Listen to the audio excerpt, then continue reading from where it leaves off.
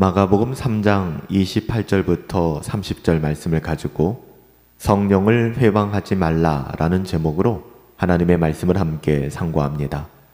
내가 진실로 너희에게 이르노니 사람의 모든 죄와 모든 모독하는 일은 사하심을 얻되 누구든지 성령을 모독하는 자는 영원히 사하심을 얻지 못하고 영원한 죄가 되느니라 하시니 이는 그들이 말하기를 더러운 귀신이 들렸다 함이러라. 성경에는 많은 경고가 등장하죠.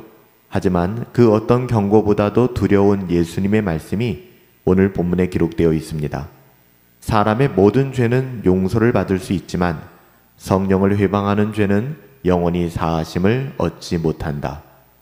우리 모두는 죄 용서의 복음을 기뻐하지만 예수님의 이 말씀을 바르게 분별할 필요가 있어요. 성령을 회방하는 죄를 우리가 임의대로 해석하는 것은 굉장히 위험합니다. 잘못하면 은혜의 복음을 완전히 부정하는 길로 갈 수도 있기 때문에 그래요.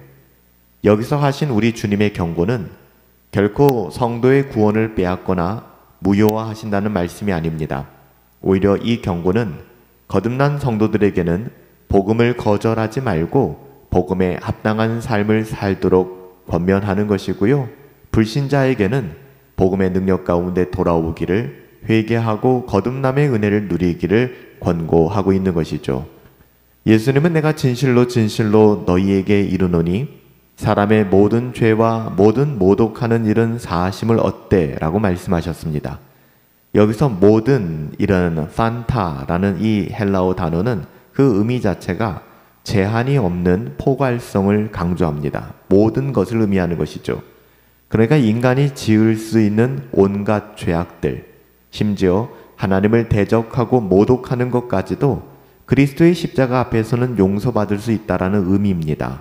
내가 진실로 너희에게 이르노니 사람의 모든 죄와 모든 모독하는 일은 사하심을 얻되 실로 엄청난 은혜를 담고 있는 것이죠. 죄인인 우리가 어떻게 의롭다고 인정함을 받게 되었습니까? 복음의 핵심인 칭의 교리를 제대로 알고 이해해야 합니다. 웨스트민스터 신앙고백서 11장은 칭의란 하나님께서 값없이 주시는 은혜의 행위로서 우리의 죄를 사하시고 그리스도의 의를 우리에게 전가하시며 우리가 그것을 믿음으로 받는다라고 선언합니다. 죄인의 의로움은 인간의 선행에 근거하지 않고 오직 그리스도의 공로에 근거한다는 것이죠. 그 어떠한 죄도 은혜 안에서는 무효가 된다는 선언입니다. 그러기에 성도는 과거의 죄 때문에 절망할 필요가 없습니다. 이것은 불신앙입니다. 우리의 그 어떤 죄도 예수 그리스도의 은혜보다 클 수가 없다는 것이죠. 다윗이 살인과 간음이라는 큰 죄를 저질렀음에도 불구하고 그가 하나님 앞에서 철저하게 회개했을 때 하나님께서는 그의 죄를 용서하셨습니다. 엄밀히 따지자면 그의 죄가 없어진 것이 아니라 그의 죄에 대한 대가가 우리 주 예수 그리스도께 전가된 것이죠. 그리고 동일하게 그리스도의 의로움이 죄인이었던 다윗에게 전가된 것입니다. 그래서 우리가 죄인이지만 의롭다고 인정함을 받은 죄인이 된 것입니다. 그리스도 안에서는 그 어떠한 죄인이라도 십자가 앞에 무릎 꿇으면 새로운 생명을 얻게 되는 것입니다.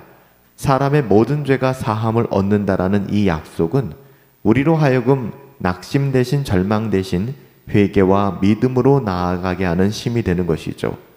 그러나 이어지는 말씀이 고민입니다. 29절부터 30절에 보시면 누구든지 성령을 회방하는 자는 영원히 사하심을 얻지 못하고 영원한 죄에 처하느니라 라고 말씀하고 있어요. 성령을 회방하는 죄에 대해서 오해하기 쉬운데요. 그래서 마가복음은 곧바로 30절에서 이는 그들이 말하는 더러운 귀신이 들렸다 함이러라 이렇게 덧붙여 설명하고 있습니다. 우리가 여기서 확인할 수 있는 성령 회방죄라고 하는 것은 그러니까 우리가 생각하는 특정한 죄목을 가리키는 것이 아닙니다. 만약에 특정한 죄목이 용서를 받지 못한다고 한다면 그렇게 해석한다 그러면 오직 은혜라고 하는 은혜의 복음을 아주 심각하게 훼손시키게 되는 것이죠. 따라서 예수님이 말씀하신 성령 회방이라고 하는 것은 성령께서 분명히 예수 그리스도의 사역이 하나님의 능력임을 증거하고 계시는데도 불구하고 그 증거를 끝까지 거부하고 악의적으로 뒤집어 해석하는 고집스러운 불신앙을 이야기하는 것입니다. 결국 이러한 불신앙은 믿음이 없는 것이고 하나님의 은혜를 거절하는 것이며 은혜 밖에 머물러 그리스도를 부인하는 것을 의미합니다. 이것이 성령을 회방하는 것이죠. 이것은 불신자에게 임할 심판을 의미하는 것입니다. 서기관들이 종교적으로는 외형적으로는 어땠을지 모르겠으나 그들은 불신자와 다르지 않았다는 것을 증명하고 있습니다.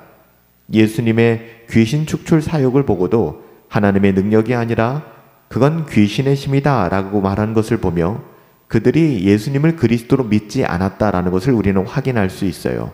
예수님을 그리스도로 믿지 않는 것, 예수 그리스도를 나의 주인으로 영접하지 않는 것, 이것이 바로 성령을 회방하는 죄입니다.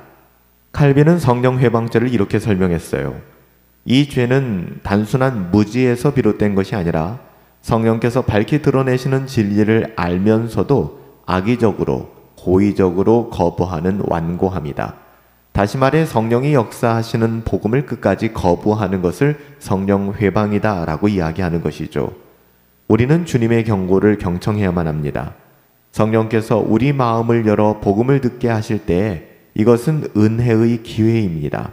그러나 이 기회를 지속적으로 거부한다면, 멀리한다면 우리의 마음은 돌처럼 굳어지고 결국에는 회개조차 할 수 없는 상태에 이르게 될 거예요. 히브리서 3장 15절은 오늘 너희가 그의 음성을 듣거든 너희 마음을 강팍하게 하지 말라 반복해서 경고하고 있습니다. 성령 회방죄는 하나님께서 지금 역사하시는 은혜를 끝까지 거부하는 완고한 불신앙입니다. 그러나 이 말씀을 듣고 두려워하며 마음이 찔린다면 그 자체가 이미 성령께서 여전히 우리 안에서 일하시고 계신다는 증거예요. 그러니까 은혜 안에, 신앙 안에 거하기 때문에 그런 마음을 갖게 되는 것이죠. 그래서 그런 불편한 마음을 갖는 것조차 성령께서 우리 안에서 역사하시는 일이구나 하는 것을 우리는 잊어서는 안 됩니다. 성령을 회방하며 사는 것이 아니라 그분이 우리 안에 충만하기를 구하며 살아가셔야 합니다. 끝없이 경건을 추구하며 살아갑시다. 주님의 부르심에 응답하며 하나님의 자녀다움을 지켜냅시다. 날마다 회개와 믿음으로 살아갑시다. 주님은 우리의 모든 죄를 용서하시는 분이시며 동시에 성령의 역사를 결코 가볍게 여기시는 분이 아니세요. 오늘 우리에게 주어진 은혜의 기회를 붙잡고 믿음으로 주 앞에 나갈 수 있게 되기를 예수님의 이름으로 축복합니다. 살아계신 아버지 하나님, 성령을 회방하며 살아가지 않게 하옵소서. 우리는 성령을 회방하는 자들이 아니라 우리 안에 거하시는 성령님으로 말미암아 하나님의 말씀을 따라 믿음의 여정을 살아가는 하나님의 자녀들입니다. 그러함에도 불구하고 우리의 마음이 돌같이 굳어져 마치 성령을 회방하는 자와 같이 살아간다면 우리의 삶은 너무나 비참하게 될 것입니다. 살아계신 아버지 하나님, 성령을 회방하는 것이 아니라 우리 주 예수 그리스도를 우리의 주인 삼고 우리의 구원자 삼고 눈에 보이는 그 어떠함이 아니라 믿음을 따라 우리에게 주어진 믿음의 여정 걸어갈 수 있도록 은혜 더하여 주옵소서. 성령 충만하게 하옵소서. 존귀하신 예수님의 이름으로 기도하옵나이다. 아멘.